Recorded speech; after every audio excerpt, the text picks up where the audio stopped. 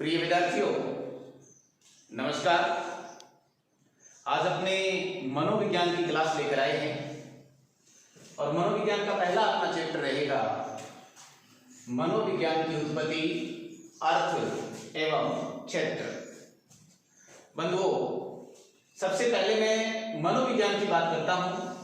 अगर आप मनोविज्ञान को अच्छी तरीके से बारीकी से पढ़ते हैं तो मनोविज्ञान एक बहुत ही इंटरेस्टिंग सब्जेक्ट है। और सबसे बड़ी बात, आज से आपको डेली मनोविज्ञान की क्लास दी जाएगी। आज अपने मनोविज्ञान की उत्पत्ति, अर्थ, क्षेत्र इस पर चर्चा करेंगे। बंधुओं, मनोविज्ञान का जो स्वरूप है वो बहुत ही पुराना है। अपने बात कर लेते हैं मनोविज्ञान की। मनोविज्ञान का अर्थ जानने के लिए, मनोविज्ञान की उत्पत्ति जानने के लिए अपने चलते हैं वैदिक काल में। बंधुओं, आप सभी परिचित हैं कि वैदिक काल बंधुओं, वैदिक काल में 4 वेदों की रचना हुई थी। कितने वेदों की? 4 वेदों की रचना हुई थी। और वो 4 वेद थे कौन कौन से?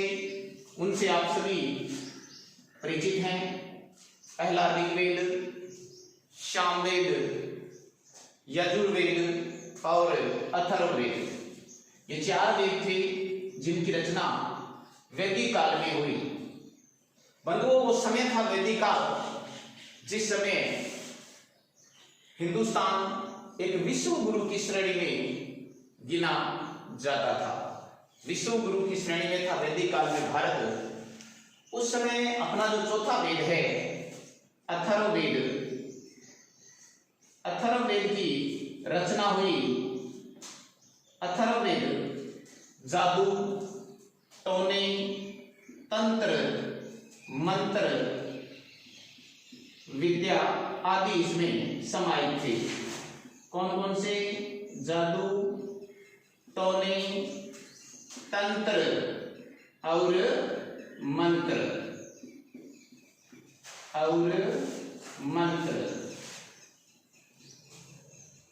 ये सब के सब अथर्ववेद में है। बंधुओं, जिस समय अथर्ववेद की रचना हुई और अथर्ववेद के बाद अपने हिंदुस्तान में जादू, टोने, तंत्र, मंत्र का प्रभाव बहुत ही ज्यादा बढ़ गया। इनका प्रभाव बढ़ने के कारण हिंदुस्तान की जो विश्व गुरु की संज्ञा थी, कौन सी? विश्व गुरु की संज्ञा। विश्व गुरु की जो संज्ञा थी बंधुओं, वो खतरे में पड़ गई। विश्व गुरु की जो संज्ञा थी वो खतरे में पड़ गई। इसी समय कहा यूं जाता है कि यूनान में, बात कर लेता हूं यूनान की, जिस समय हिंदुस्तान की शिक्षा खतरे में थी उसी समय यूनान में 3 दार्शनिकों ने जन्म लिया था। कितने दार्शनिक? 3। पहला दार्शनिक था सुकरात, बंधुओं दूसरा प्लेटो और तीसरा था अरस्तु।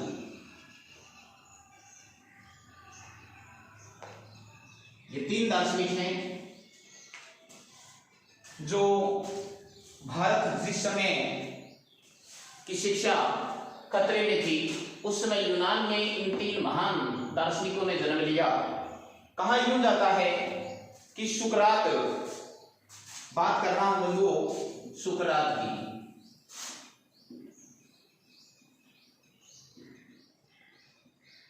सुकरात ईसा पूर्व 5वीं सदी में अवतरित हुए थे। ईसा पूर्व 5वीं सदी में अवतरित हुए थे। जिस समय सुकरात अवतरित हुए उस समय जादू, टोने, तंत्र, मंत्र का प्रभाव पूरे हिंदुस्तान में फैल चुका था और लोग इनके कारण उस परम सत्ता ईश्वर को प्राप्त करने की कोशिश किया करते थे। उसी समय सुकरात ने एक बात कही थी। बंधुओं, ये बात नोट करने योग्य है, कई बार एग्जाम में पूछी भी जा चुकी है। सुकरात ने एक बात कही,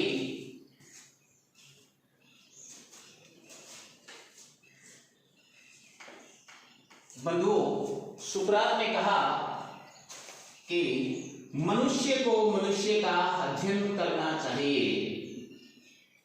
मनुष्य को मनुष्य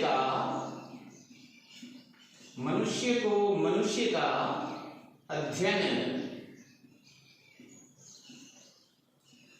करना चाहिए।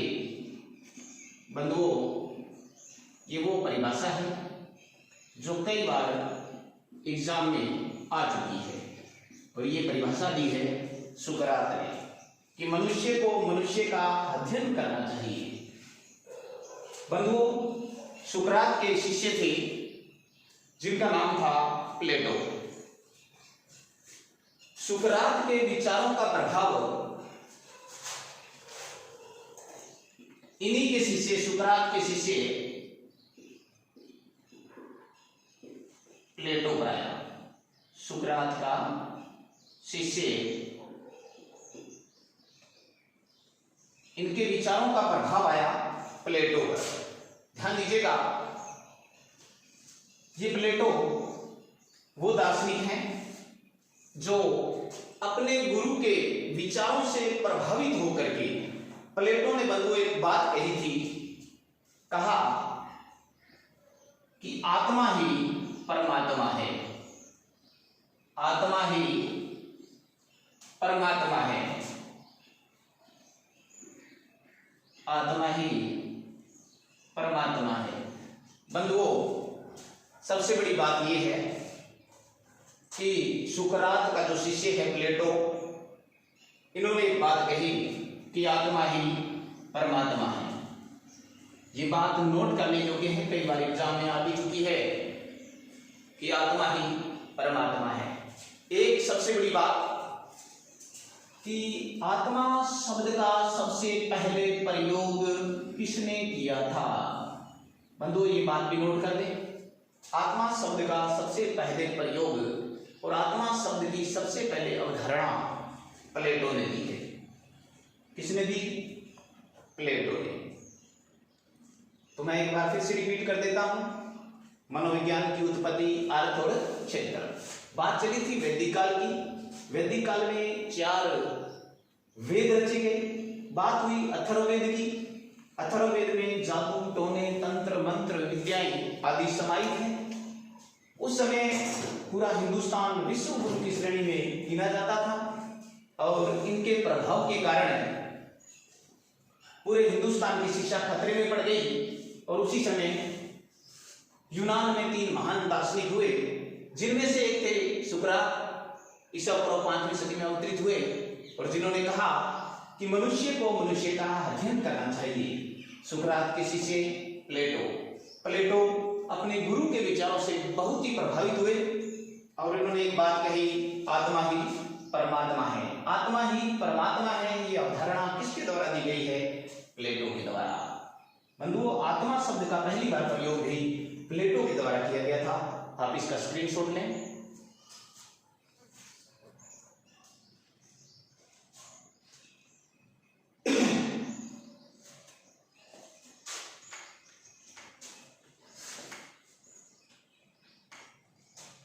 बंधुओं, बात चल रही थी प्लेटो की और प्लेटो ने कहा कि आत्मा ही परमात्मा है और आत्मा शब्द का पहली बार प्रयोग भी प्लेटो के द्वारा किया गया। बंधुओं, प्लेटो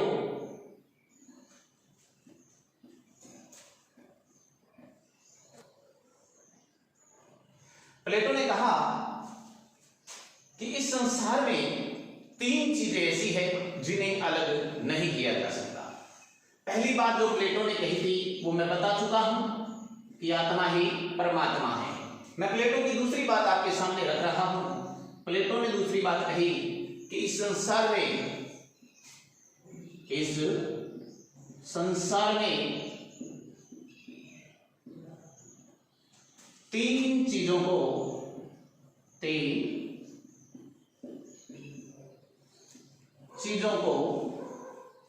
अलग नहीं किया जा सकता, अलग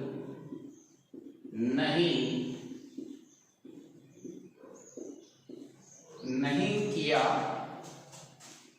जा सकता। मतलब वो तीन चीज है कौन सी? पहली आपके सामने रख रहा हूं, ईश्वर, दूसरी प्रकृति और तीसरी मनुष्य। ध्यान दीजिएगा, ये परिभाषा एग्जाम में आ भी चुकी है कि वो दार्शनिक कौन थे जिन्होंने कहा कि संसार में ऐसी कौन सी तीन चीजें हैं जिन्हें अलग नहीं किया जा सकता। वो तीन चीजें ईश्वर, प्रकृति और मनुष्य हैं। और ये विचार देने वाले कौन है? प्लेटो है। ईश्वर, प्रकृति, मनुष्य। बंधुओं, प्लेटो के अनुसार, मार्कर दूसरा, बंधुओं प्लेटो के अनुसार प्रकृति का अर्थ उन पांच तत्वों से लिया गया है, पांच तत्वों से लिया गया है जिससे पूरे संसार का निर्माण हुआ है। पांच तत्व जिनसे आप परिचित होंगे: जल, वायु, आकाश,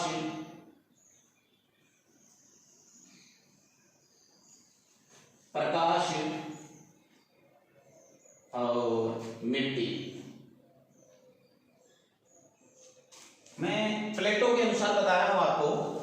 प्लेटो के अनुसार प्रकृति का अर्थ उन पांच तत्वों से लिया गया है जिससे पूरे संसार का निर्माण हुआ है: जल, वायु, मिट्टी, आकाश और प्रकाश। इससे पूरे संसार का निर्माण हुआ है। और इन्हीं पांच तत्वों से मनुष्य का निर्माण हुआ है। किसका? मनुष्य का, इन्हीं पांच तत्वों से। एक बात और बता दूं मैं आपको, इस संसार में एकमात्र प्राणी मनुष्य है जिसमें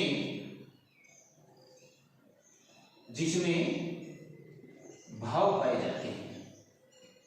एकमात्र प्राणी मनुष्य जिसमें भाव पाए जाते हैं और उन्हीं भावों के कारण ही उस परम सत्ता ईश्वर को प्राप्त करने की कोशिश करता है। दोबारा सुने इसी बात को। इस संसार में तीन ऐसी चीजें हैं जिन्हें अलग नहीं किया जा सकता: ईश्वर, प्रकृति, मनुष्य। ये विचार कौन थे? प्लेटो थे। प्लेटो के अनुसार प्रकृति का अर्थ उन पांच तत्वों से लिया गया है जिससे पूरे संसार की रचना हुई है। इन्हीं पांच तत्वों से मनुष्य का निर्माण हुआ। मनुष्य में भाव पाए जाते हैं और इन्हीं भावों के कारण ही वह परम सत्ता ईश्वर को प्राप्त करने की कोशिश करता है। बंधुओं, इसके बाद मैं बात करता हूं आगे की। पहले आप इसका स्क्रीनशॉट लें।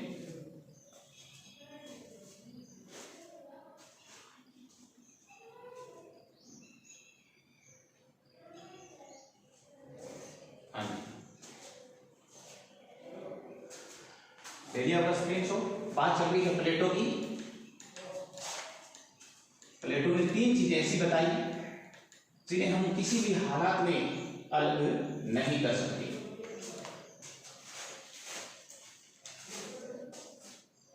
ये थे प्लेटो। मार्क कर लेना। ये थे प्लेटो जिन्होंने तीन चीजें ऐसी बताई जिन्हें अलग नहीं किया जा सकता। ध्यान दीजिएगा, प्लेटो के शिष्य थे प्लेटो के शिष्य अरस्तु। बंधुओं बात कर रहा हूं अरस्तु। अरस्तु यूनान के दार्शनिक हैं। कहाँ के? यूनान के। इससे पहले भी मैं दो दार्शनिकों की चर्चा कर चुका हूं, वो भी यूनान के हैं। प्लेटो का शिष्य है अरस्तु।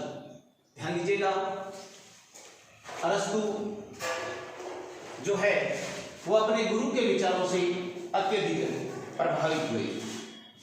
कहा यूं जाता है कि अरस्तु लगभग ईसा पूर्व 5वीं सदी में अवतरित हुए थे। कौन सी सदी है? 5वीं सदी। 5वीं सदी में अरस्तु आए और अरस्तु जो कि प्लेटो के विचारों से अत्यधिक प्रभावित हुए।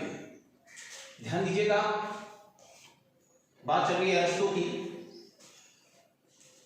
जब अरस्तु प्लेटो के विचारों से अत्यधिक प्रभावित हो गए तो अरस्तु ने आत्मा के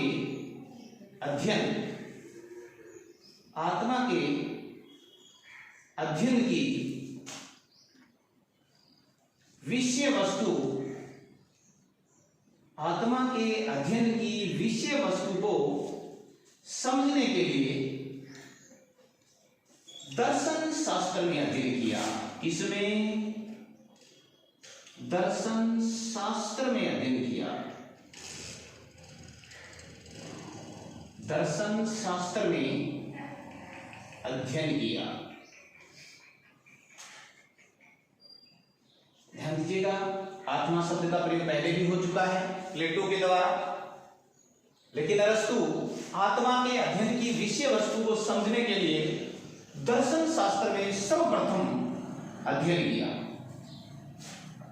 किसका? आत्मा के अध्ययन का दर्शन शास्त्र में। ध्यान दीजिएगा, जिस मनोविज्ञान को आज हम पढ़ रहे हैं ये पहले दर्शन शास्त्र का ही एक हिस्सा था, एक भाग था, एक अंश था, लेकिन आज नहीं है। ध्यान दीजिएगा, अरस्तु ने जो परिभाषा आत्मा के अध्ययन के रूप में हमें दी वो लगभग 2000 वर्षों तक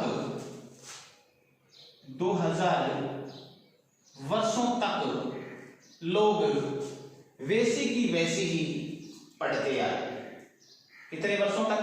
लगभग 2000 वर्षों तक आत्मा के अध्ययन की विषय वस्तु वैसी की वैसी ही चली। लोगों ने वैसे का वैसा ही इसका अध्ययन किया। ध्यान दीजिएगा, इनके बाद इसी कड़ी में मैं आगे बात करता हूं, इसी कड़ी को आगे बढ़ाता हूं। बंधुओं, बात है लगभग 1590 की।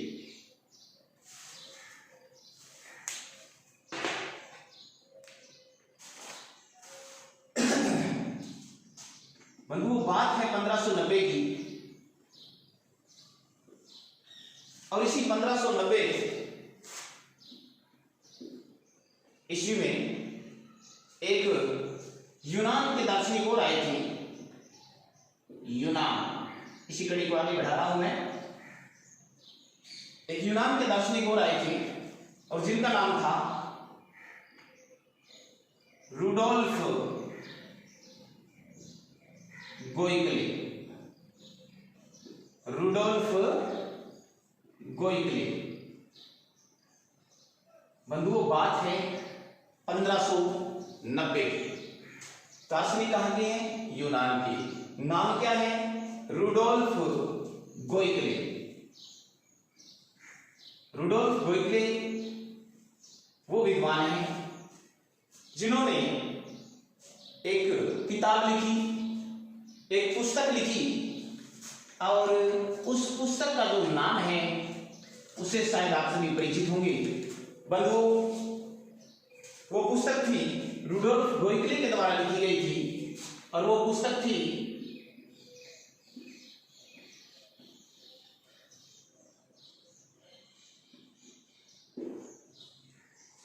साइकोलॉजिया। बंधुओं उस किताब का नाम था साइकोलॉजिया।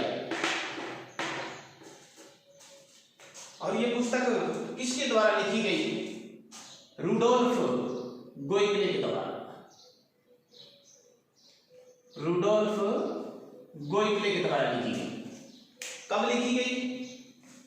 1590 के करीब साइकोलॉजिया नामक इन्होंने एक पुस्तक लिखी। रुडोल्फ गोइकले यूनान के दार्शनिक हैं।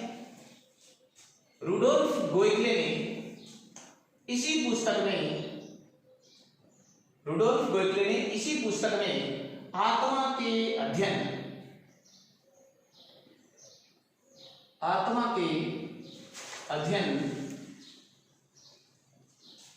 के अध्ययन को साइकोलॉजी नाम से प्रभावित किया, परिभाषित किया। ध्यान दीजिएगा, रुडोल्फ गोइकले साइकोलॉजिया नामक एक पुस्तक लिखी 1590 में। आत्मा का अध्ययन विषय वस्तु है उस समय की। आत्मा के अध्ययन को रुडोल्फ गोइकले ने साइकोलॉजी नाम की संज्ञा दी और उसी समय से आज तक हम मनोविज्ञान को अंग्रेजी में साइकोलॉजी के नाम से जानते हैं। साइकोलॉजी के नाम से जानते हैं। बंधुओं सबसे बड़ी बात यह है कि मनोविज्ञान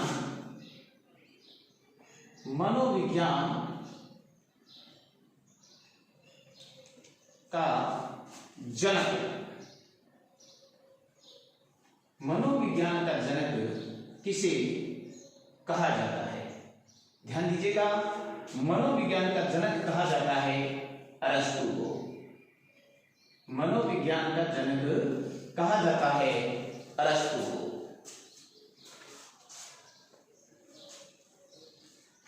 मनोविज्ञान का जनक कहलाता है अरस्तु को। बंधुओं एक बात और नोट करने योग्य है। प्राचीन मनोविज्ञान का जनक, प्राचीन मनोविज्ञान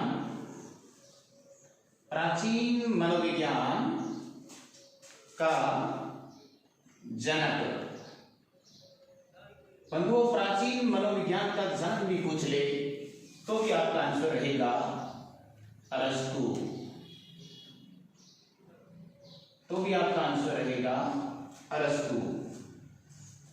ध्यान दीजिएगा, मनोविज्ञान का जनक है, प्राचीन मनोविज्ञान का जनक है। तो बंधुओं ये थे रुडोल्फ गोइकले। आज के लिए इतना ही। कल हम इसी बिंदु को आगे बढ़ाएंगे। बंधुओं आप इसे ज्यादा से ज्यादा शेयर करें ताकि हम आपके सामने और भी अच्छे वीडियो लेकर के प्रस्तुत हों। जय हिंद साथियों।